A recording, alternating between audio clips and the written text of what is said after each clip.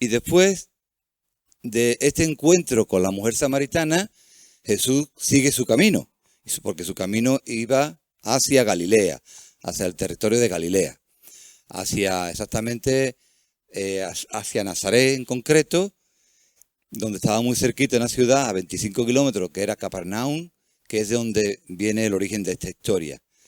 Jesús tenía claro que tenía que ir también a su tierra. Recordad que aunque él nació en Belén, Belén era de Judea, tuvieron que salir huyendo los padres y se empadronaron, más que huyendo, se empadronaron en Nazaret. Por eso se conoce también como a Jesús de Nazaret. O sea que su mayor parte de vida, desde pequeño, pues vivió en la ciudad de Nazaret, en la región de Galilea, la parte norte de Israel. Bien, y nos encontramos entonces en esta circunstancia, cuando Jesús dice en el versículo 43 de Juan 4, dice que 2 días después salió de allí, de Samaria, y fue a Galilea.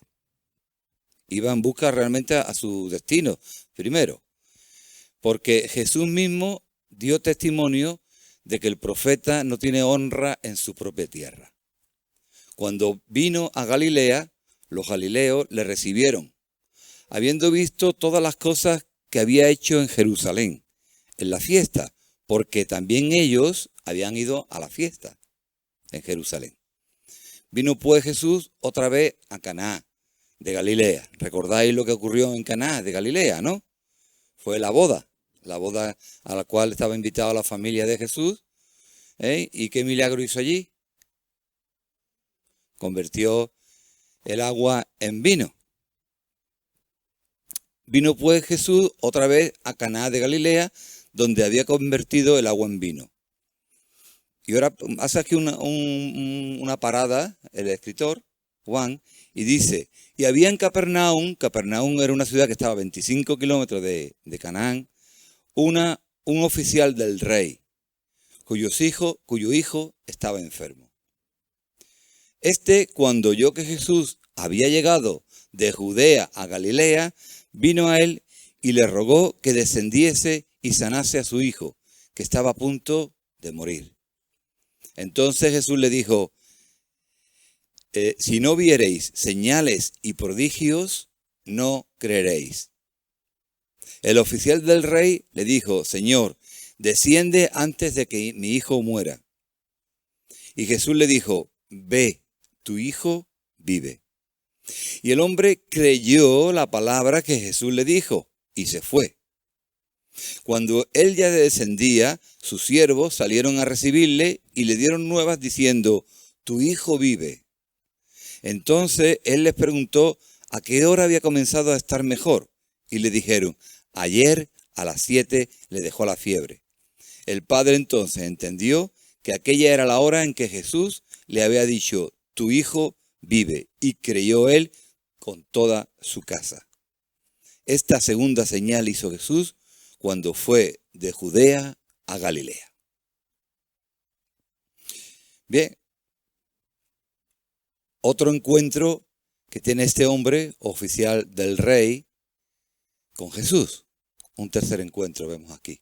Y al final, hermanos y hermanas, la vida está llena de encuentros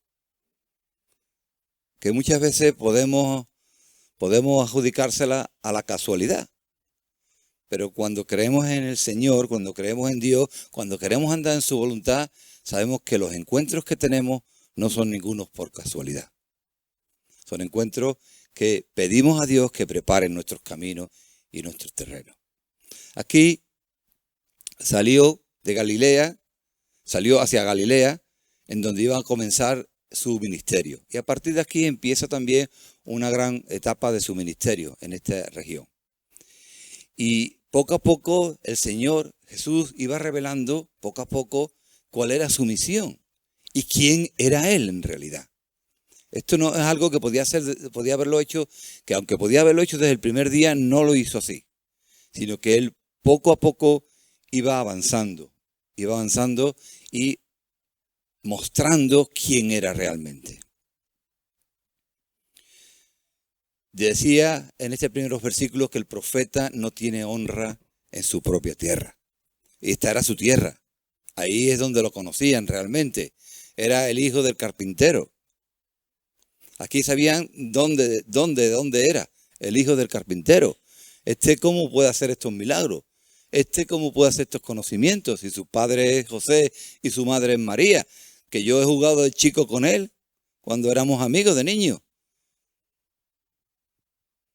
Tenemos una tendencia natural a no reconocer lo que hay en nuestra propia casa y a reconocer más lo que viene de afuera.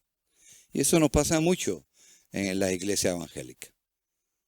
Pensamos que un predicador que viene de afuera es un súper predicador, un súper milagro, y no sabemos apreciar el día a día de una iglesia, el responsable o el pastor o anciano responsables de una iglesia.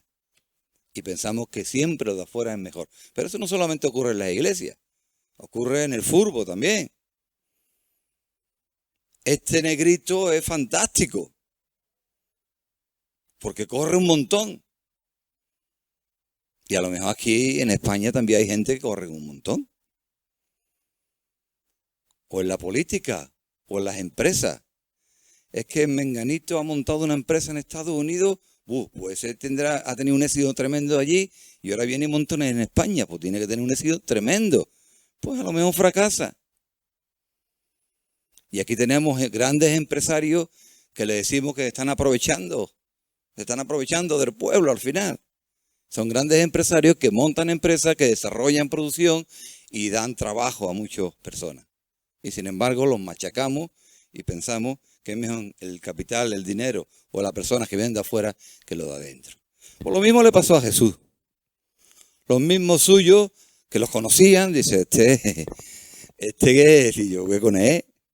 Y yo sé el padre que me quiso engañar con una mesa que me hizo. Claro. Una mesa que valía 10 me quería cobrar 15. Y ahora va a venir con milagros. Va a venir con milagros ahora. Pues hermano, lo mismo le ocurrió a Jesús. Y él lo reconocía ahí. El profeta no tiene honra en su propia tierra. Esperemos que, no que se equivoque, porque el Señor no se equivoca, pero que en este caso por lo menos que sepamos apreciar lo que tenemos cada uno de nosotros en nuestra propia casa. En nuestra propia casa. Hay que ver el hijo de Menganito lo bien que se porta. Y el mío es más malo. ¿No? También las madres. Sepamos apreciar lo que tenemos de nosotros mismos. Bueno, pues resulta que había un oficial del rey, en aquel momento, aunque no era realmente el rey, sino que era un títere de Roma, del imperio de Roma, en aquel momento, y que estaba aquel oficial a cargo, tenía una alta responsabilidad, tenía siervos, tenía pues bastantes posesiones materiales y económicas, pero tenía un problema, y uno de los problemas quizás más gordos que nos puede ocurrir como seres humanos o como padres y madres, tenía que su hijo se estaba muriendo. Su hijo se estaba muriendo. No sé si habéis visto en esta mañana el programa de Buenas Noticias, el testimonio de los hermanos que salieron del grupo Salmo 150, que murió su hijo pequeño, se cayó en una piscina y se ahogó, y su hija adolescente, más que adolescente, ya mayor de edad, se suicidó. Eso ocurre también en nuestras vidas y alrededor nuestra. Y es lo peor que a un padre le puede ocurrir. Lo peor que a un padre, o a una madre, perdón, o a unos padres le puede ocurrir. Pues en esta situación estaba este hombre. ¿Creéis con toda su capacidad económica? No era aquella mujer pobre que ya había pasado por muchos médicos y tocó el manto, sí, tenía esa también, pero en ese caso era una persona, le afectaba a ella misma, pero en este caso le estaba afectando a su hijo.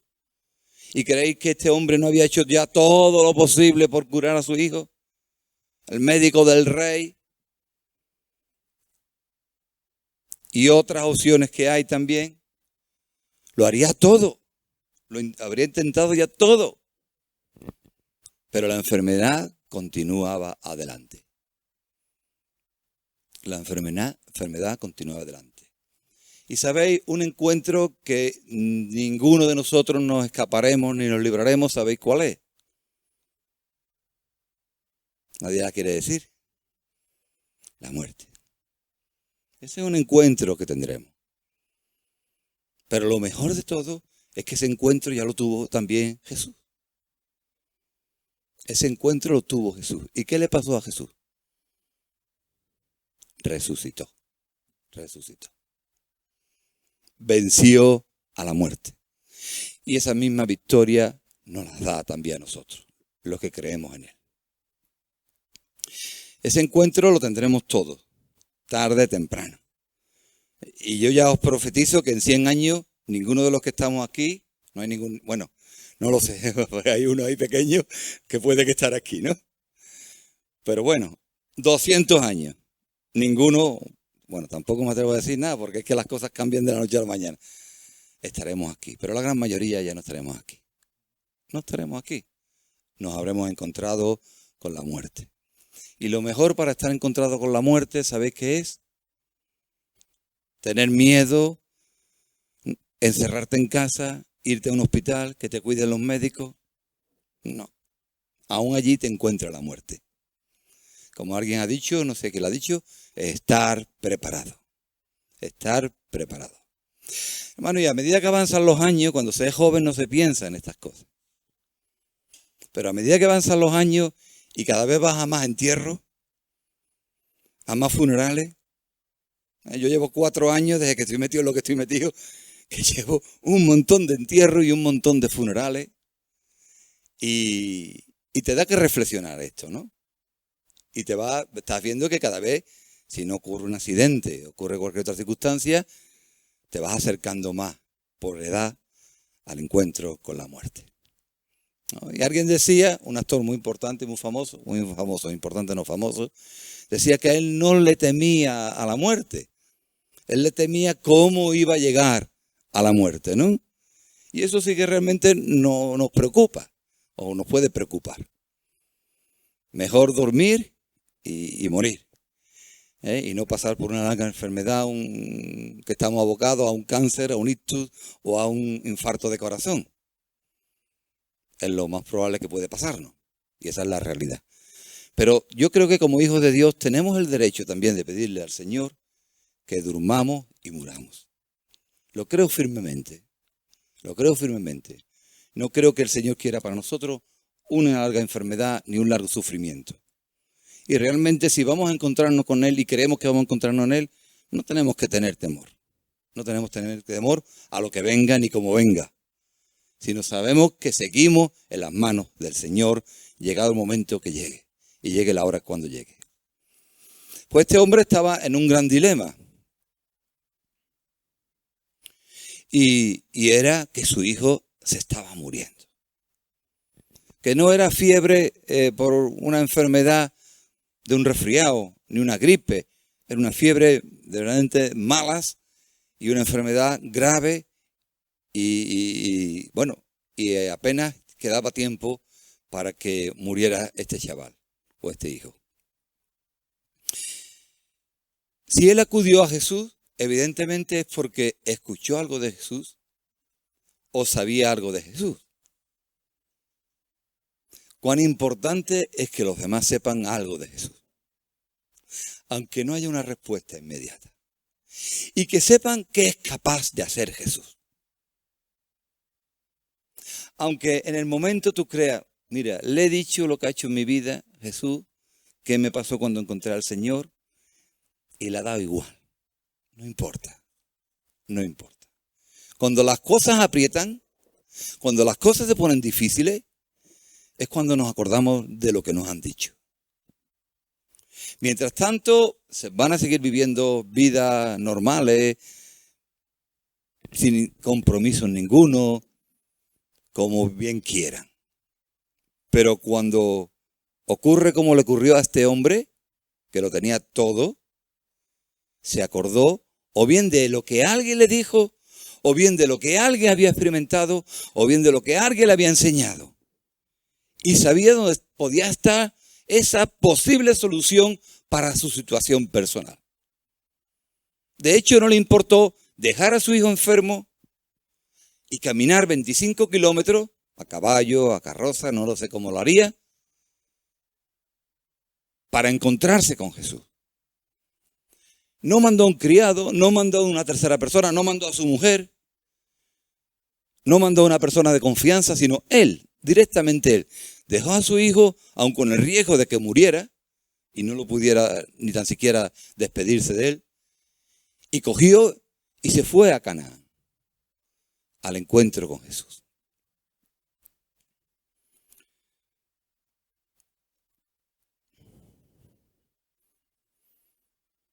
¿Sabéis? Cuando la aflicción viene a nuestras vidas, nos despierta. Nos despierta. Nos quita nuestra comodidad. Nos quita nuestro letargo. Y nos impulsa a buscar más al Señor. No demos lugar a esto. Despertémonos. Despertémonos. No demos lugar a esto. Le rogó, cuando se encontró a Jesús, que descendiese y sanase a su hijo. ¿No? Veamos por ahí, en el versículo 47, cuando oyó que Jesús había llegado de Judea a Galilea, vino a él y le rogó que descendiese y sanase a su hijo que estaba a punto de morir. Bueno, en esta petición, no es que esté mal formulada ni haya ninguna crítica a esta petición, pero este hombre estaba cometiendo dos errores. Dos errores que cometemos habitualmente como hijos de Dios y como cristianos. El primero es que dio por sentado de que para que su hijo se sanase, ¿qué tenía que pasar? Que Jesús tenía que ir. Es que si Jesús no va, no se sana. Estaba diciéndolo a Jesús. Si tú no vas, mi hijo se muere. Es un error que cometemos muy habitualmente. Y el segundo error de este hombre, que su confianza solamente la tenía alimentada por lo que había escuchado de las señales y milagros que había visto o había escuchado de Jesús. Le importaban más las cosas que podía hacer Jesús que lo que era Jesús realmente. Esos fueron dos errores que cometió y eso muchas veces también nos pasa. Creemos más en los milagros, las señales, los prodigios que puede hacer el Señor Jesús que lo realmente a veces que lo que es Jesús.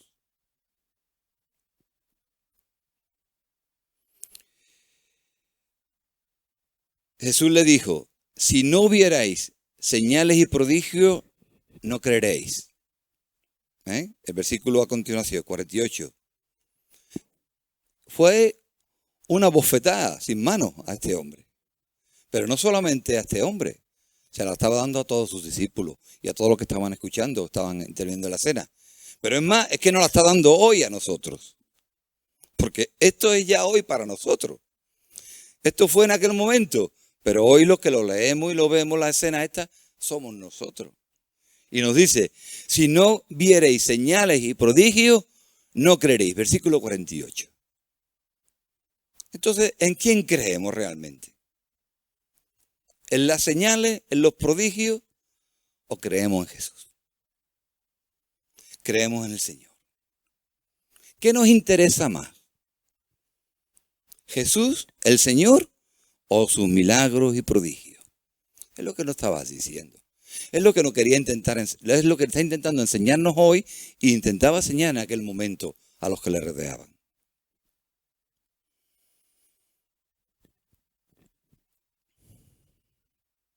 En el 49, el oficial del rey le dijo, Señor, desciende antes de que mi hijo muera. Déjate ahora de doctrina, de palabra. Si tú no desciendes, mi hijo muere. Desciende, Señor, antes de que mi hijo muera. Que ahora no es momento de hacer una enseñanza.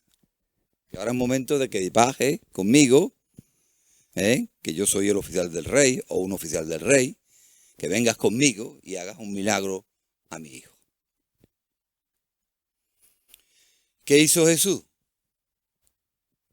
¿Cómo le enseñó la lección a este hombre Jesús?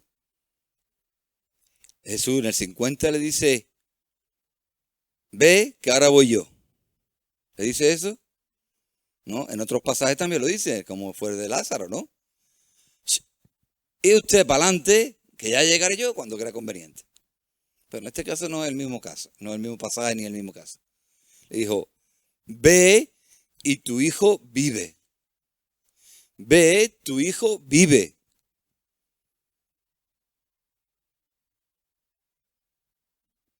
¿Cuál pudo ser la reacción de este hombre? No. Vamos, si hace falta llamo al ejército del rey para que vengan, te atrapen y vengas conmigo. ¿Cómo que ve y tu hijo vive? Ven tú conmigo para que mi hijo viva. Y no era la lección en ese momento. Todos los milagros y todos los prodigios que Jesús hizo en su momento tenían un fin. No era exclusivamente sanar a una persona o restaurar a una persona. No era. Tenían un fin, tenían una enseñanza, tenían una lección. Y aquí en este caso, este hombre aprendió, y gracias a Dios que aprendió la lección. Porque el hombre que dice, ¿qué hizo? Y el hombre creyó que, pero creyó que la palabra. Ahí estaba la clave de la enseñanza de Jesús. Y el hombre creyó la palabra que Jesús le dijo. ¿Y qué hizo? Y se fue. Dos cosas que tenemos que hacer los cristianos, hermano. Creer y actuar. No vale con creer. Y no vale actuar sin creer. Este hombre creyó la palabra que había recibido y actuó y obedeció. Está hablándonos, al final nos está hablando de una enseñanza tan importante de lo que es la fe y la obediencia. No hay fe sin obediencia y no hay obediencia sin fe. Yo como título a esta enseñanza le había puesto y lo tengo como frase en el no sé cómo es, en el tema del WhatsApp, ¿no? Se puede poner una frase después aparte de tu foto, ¿no? O una foto se puede poner también un texto, una frase, ¿no? ¿Qué es? ¿Creer para ver o ver para creer? No es lo mismo. No tiene nada que ver. Lo que nos enseña es que hay que ver para creer. Eso es lo que nos enseña. Pero el Señor dice, no, cree para ver. Pero además, no solamente en las cosas espirituales, en las cosas materiales, en el trabajo, en los estudios, tenemos que creer lo que hacemos para poder verlo. Si yo no creo en lo que estoy haciendo, nunca veré nada. Si yo no creo que puedo cambiar donde me encuentro, nunca veré un cambio donde me encuentro. No, yo voy a esperar a que esto cambie para yo creer que se ha hecho algo. ¿Sabes lo que vas a encontrarte? Nada. Absolutamente nada. Y a este hombre le dijo, cree para que veas. Mientras que tú no creas, tú no vas a ver tu hijo sanado. Mientras que tú no creas, tú no vas a ver nada. Y no puedes esperar nada de mí. Y no podemos esperar nada de Jesús. Si no creemos. Si no creemos. Tenemos que creer para ver.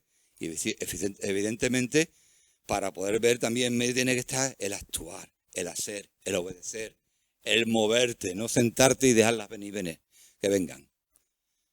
Tienes que tú dar el primer paso y tú actuar. Y este hombre creyó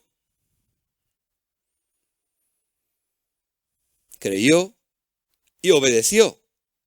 y se fue a su casa. La fe únicamente puede descansar en la palabra. Este hombre, su fe la descansó en la palabra que había dicho Jesús. Nuestra fe descansa en la palabra que nos dice día a día Dios, que no es otra cosa que esta. Esta es la palabra de Dios. Y nuestra fe no puede descansar en cosas que no vemos ni no creemos, sino en la palabra de Dios. Aquí está la fe nuestra. Aquí es donde se basa y se fundamenta nuestra fe, no en otra cosa. No, ni en bonitas enseñanzas, ni en actos de ayuda social, que están muy bien y que como cristianos tenemos que fomentarlo, potenciarlo y hacerlo, pero ahí no está la fe nuestra. La fe está en lo que Dios dice, en lo que dice su palabra y lo que nos dice a nosotros día a día.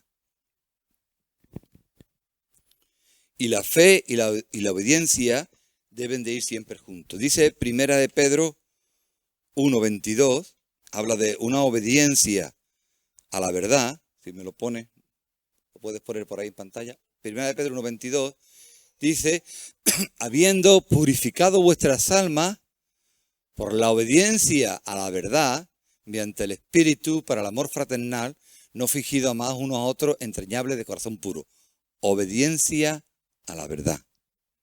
Obediencia a la fe. Muy bien. Seguimos entonces. Yo me imagino la escena de este hombre yendo a su casa. Eran 25 kilómetros. 25 kilómetros hoy en día se recorren en 15 minutos, ¿no? 10 minutos en un coche. En aquel momento se tardaría un poquito más. 4 o 5 horas no una vez que las quite. Con un caballo o andando. Andando más, evidentemente. ¿Cuáles serían los pensamientos de ese hombre desde ese encuentro con Jesús hasta llegar a su casa? ¿Qué pensáis que podía ser sus pensamientos? Iba cantando alabanza, gloria a Dios, que ya está mi hijo sanado, que me han llamado por el móvil. Ah, no, que no había móviles en aquella época. No había móviles. ¿Cuál puede ser el pensamiento de este hombre?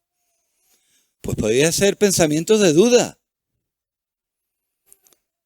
Porque había creído, pero todavía no había visto. Y lo mismo nos pasa a nosotros, hermanos, hermanas. Creemos, ponemos a trabajar, a funcionar, pero todavía no hemos visto. Y mientras que creemos, el transcurso de creer a ver, nos saltan las dudas. Nos saltan las dudas. Que todavía somos de carne y hueso. Aquí no hay nadie, ningún santón. Pues ese hombre iría con un mar de dudas. Y su pensamiento estaría constantemente dándole vueltas en la cabeza. El pensamiento de que, ¿qué me voy a encontrar cuando llegue? Yo creo en Jesús. Yo creo que Él lo ha sanado. Pero yo no sé lo que me voy a encontrar. Porque somos humanos. Y este hombre yo creo que fue uno de los caminos más complicados de su vida. En cuanto a vueltas que le dio el pensamiento en su cabeza. Pero bueno, ¿qué pasó cuando iba acercándose?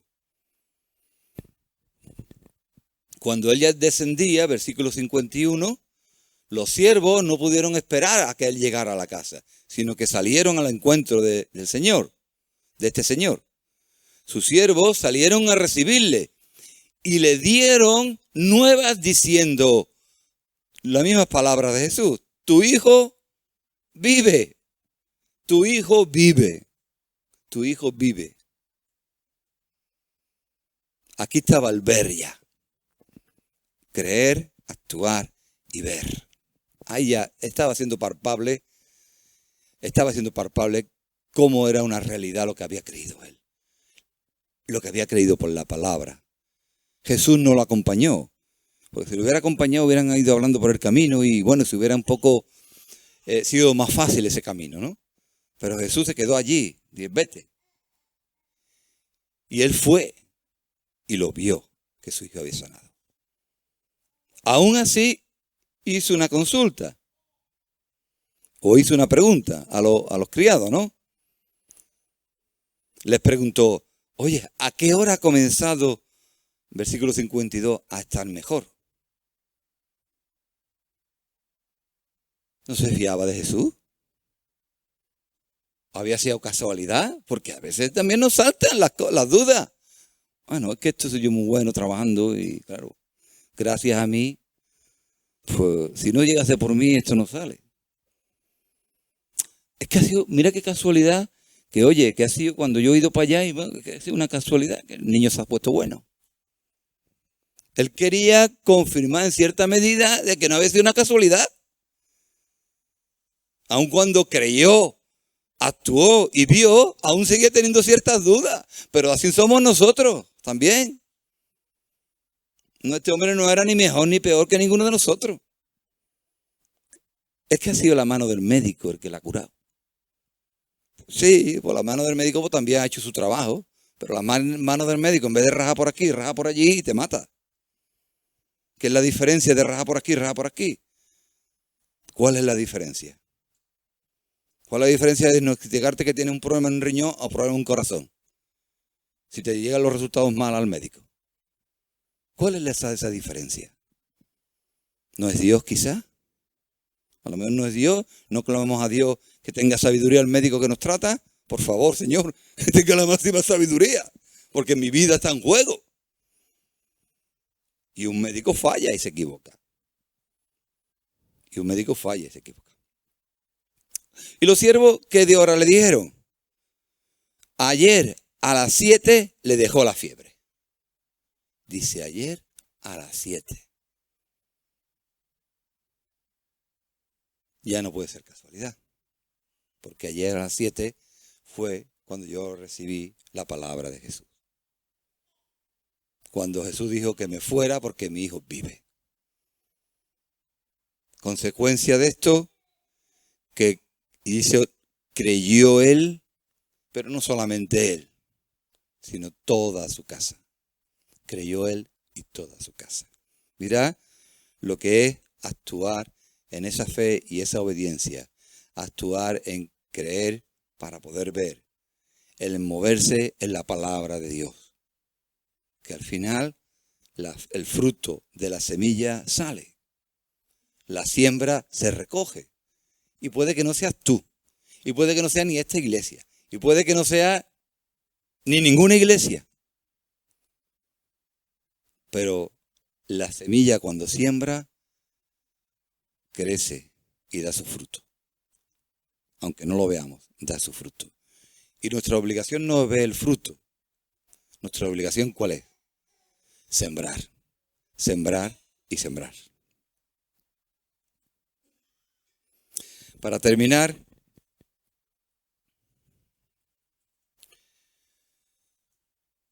comenzar y simplemente reflexionar un poco acerca de la fe. La fe no es un salto al vacío, como muchos pretenden enseñar. La fe, cierra los ojos, te tira por un barranco que no te va a pasar nada. Eso no es fe, eso está loco, perdido. La fe no implica suicidarse intelectualmente. No. Tú, mira, tú, todo por fe. Todo por fe, todo por fe, todo por fe, todo por fe. ¿Para qué vas a estudiar? Tú, por fe. ¿Para qué vas a trabajar? Tú, por fe. Tú vives por fe. Tú comes por fe. Tú tienes un coche por fe, sí. Ve al banco con la fe, a ver lo que te da. Tú ve a un banco, tú no has probado, prueba ahí al banco, yo tengo mucha fe, mire usted. Sí, pues usted, a su casa. No es un suicidio, no, esto es suicidarse intelectualmente, decir, no, yo como vivo por fe, yo lo que venga. No se trata la fe algo irracional, también es racional, tiene sentido, aunque muchos no quieran entenderlo. Todos, de una forma u otra, vivimos por fe, porque si no sería imposible vivir. Todo el mundo aspira a algo mejor en el futuro por fe, aunque aún no lo ve, pero desea y espera algo mejor para su vida.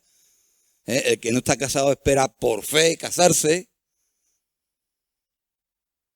El que no tiene trabajo espera por fe tener trabajo. Todo se mueve al final por fe y la fe es algo racional también. No es algo totalmente irracional como algunos nos pretenden vender.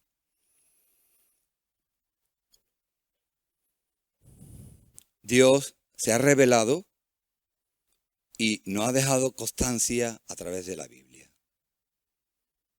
de que debemos que creer en la que tiene puesto en su palabra. Ella no nos dice, y volviendo al tema de la muerte, que creamos que Jesús resucitó. La Biblia no nos dice eso. Sino que la Biblia nos relata la historia de la resurrección de Jesucristo. Pero no solamente nos lo relata, sino que nos habla de testimonios que estuvieron y que lo vivieron. Y sí que nos dice la Biblia que nuestra experiencia será igual que la de Jesús. Que resucitó y está en la gloria. Está junto a Dios Padre. Por eso no es que la Biblia nos diga que creamos en la resurrección. No, es que alguien experimentó ya esa resurrección. Alguien lo hizo ya antes que nosotros. Es algo que ha ocurrido. Por mucho que algunos se empeñen en decir que eso no ha existido. Porque la evidencia fundamental es que hubo testigos. Y alguien resucitó, venció a la muerte y nos dice, tu camino es el mismo que el mío. Tu andar va a ser el mismo que el mío. Y por eso creemos en la resurrección. Y Dios espera de nosotros que depositemos nuestra fe en Él.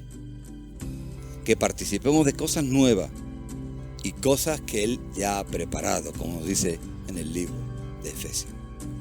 Así que este encuentro fue también un encuentro tremendo, con una misión especial, con una función especial y una enseñanza especial para este hombre. Ya no hace falta que Jesús venga del cielo aquí para que haga un milagro, sino basta que aunque creemos lo que Él dice para que el milagro se produzca aquí, sin su presencia física. Y esa es la realidad, y eso es lo que Él estaba enseñando a este hombre. Ya no hace falta que te acompañe, ya no hace falta que estés aquí físicamente. Yo doy la orden desde arriba y se cumple la orden. ¿Tú la crees o no la crees? Con tus dudas, con tus fallos, con tu carnalidad, con tu humanidad, con lo que tú quieras. Pero si la crees, la vas a ver. Si la crees, la obedeces, la vas a ver. Eso es lo que nos enseña la palabra de Dios al final. Amén. Hermanos, que el Señor os bendiga.